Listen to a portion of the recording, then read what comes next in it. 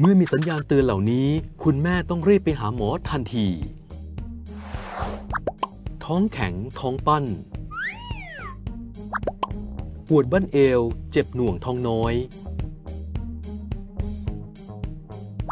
มีน้ำใสๆหรือเลือดไหลออกจากช่องคลอดแม้ว่าจะไม่มีอาการเจ็บท้องก็ตามหากพบสัญญาณเตือนนี้แสดงว่าคุณแม่เริ่มมีอาการเจ็บคันคลอดก่อนกำหนดรีบไปหาหมอเถอะครับ